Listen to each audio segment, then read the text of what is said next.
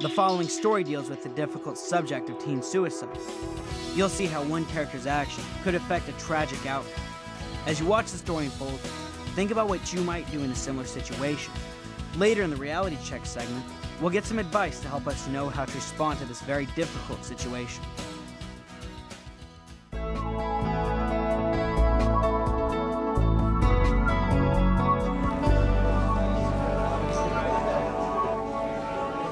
Hey.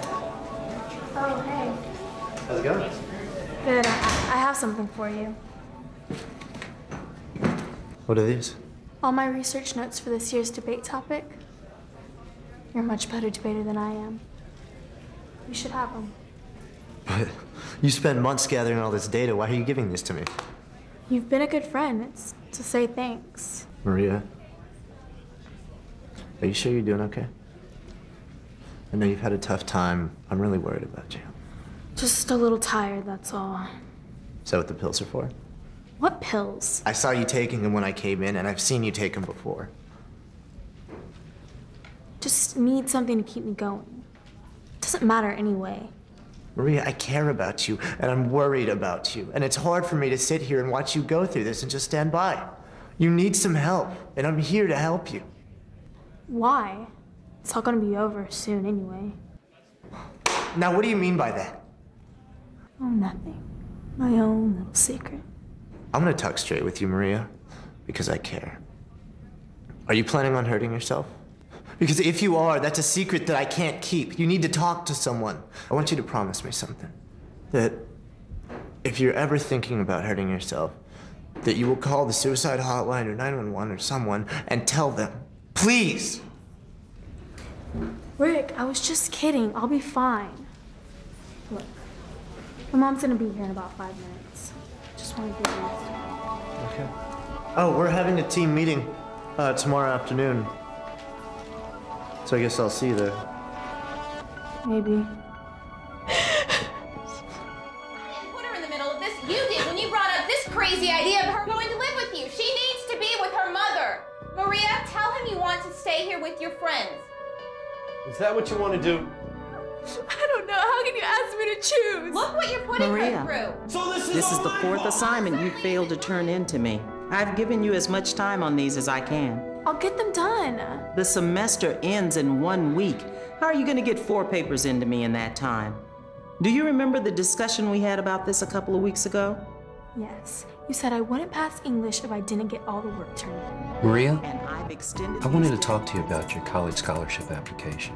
Now, I was looking over your transcript, and I can promise you, with grades like these, I'm not sure that there's any point. Your SAT scores weren't that strong, and Ms. Mitchell tells me that chances are you're going to fail English this semester. I don't understand. I'm applying for an athletic scholarship. Why are my grades so important in all this? It doesn't matter what kind of scholarship it is, Maria. Even athletes have to maintain some kind of academic standard for colleges to be interested. I need the scholarship, Mr. West. I really need to go off to college. Maria, I thanks just for gotta staying. go. I do need to talk with you. No problem, Coach. What's up? It's about practice today. I know I wasn't at my best. I've had a lot of stuff going on. No, I'm afraid it's a little more serious. I just received notice from the office that you failed English this semester. I assume you knew that? Between the basketball team and the debate club, I guess I just got a little overwhelmed. Maria, you know the school district has a very clear policy on this. It's called the no pass, no play rule. You cannot participate in any athletic program while you're failing any core subject. Until you're able to get that grade up, I'm afraid I have to suspend you from play. When is the suspension gonna start? It starts immediately. Oh no, Coach Webb. The qualifying tournament is this weekend. And some of the scouts from the university are coming. Maria, I Everything am you sorry. say seems to upset you. I know, just all this stuff with the school and parents. We haven't been happy for months now. Just didn't working out, so it could be better if we were just on our own for a while. But Jason, I don't want to be on my own. My mind is made up, Maria. I've always been there for her. I'm not sure if there's any point. I've given you as much time on these as I can. Gotta get out of the house. Just don't feel the same way anymore. Maria? Are you planning on hurting yourself? Maria?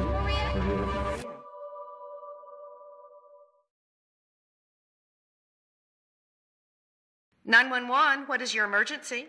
Yes, I'm concerned about a friend that I might think hurt themselves. I just needed to talk to somebody about that. I'll connect you to suicide prevention. Hold on, please. Suicide Prevention Hotline, how can I help you? My friend Maria, I think she's in deep trouble. Can you tell me your name? This is Rick. What makes you think this about Maria, Rick? She's gone through a lot lately. She looks so sad. Her parents just divorced, and she's really struggling in school. And I mean, she's even taking some pills that either help her stay awake or study or something. And today she gave me this gift.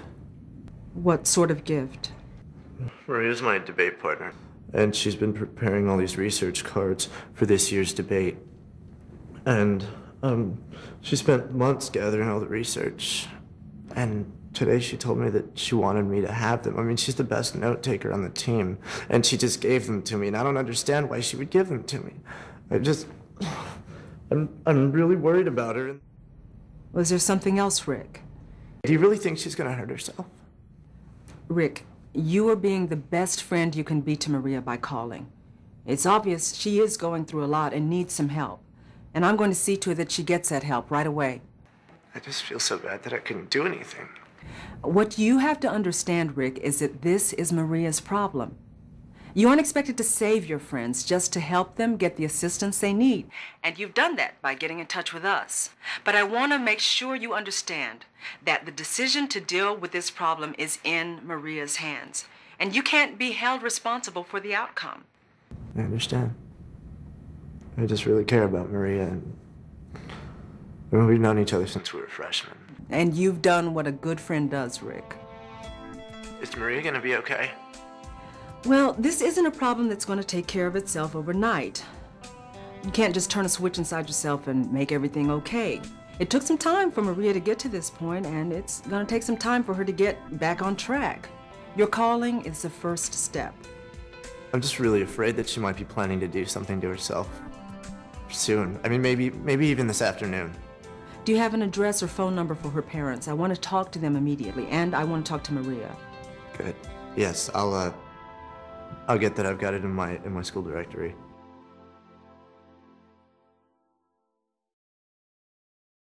Maria's problems and Rick's struggle to know what to do to help her is not as unusual among teens as some might think. There are no simple answers, but there are a few things the experts agree on. When a friend is talking about ending his or her own life, you should take it seriously. You may have to overcome your own fears about making a big deal out of a small thing, but when the stakes are life and death, it is better to act than walk away from the problem. We do know that girls are more likely to talk about suicidal thoughts than boys are, but in either case, don't shrug it off. A loss of interest in life, a growing sense of one's worthlessness, can be just as much a sign of a real problem as talking about killing oneself. And if you are the one with these feelings, don't try to deal with them alone. Talk. Talk to a friend as Maria did, or seek out a trusted adult like a doctor, teacher, or a faith leader, or any responsible adult you know when you can't see a way out of your problems. From Rick's point of view, his friend's deep depression was more than he could deal with, and he knew it. This was the time to turn to a trusted adult and encourage his troubled friend to do so too. There's one more thing we can do immediately in a situation like Maria's or Rick's. Call National Suicide Prevention at 1-800-273-TALK. Suicide is forever.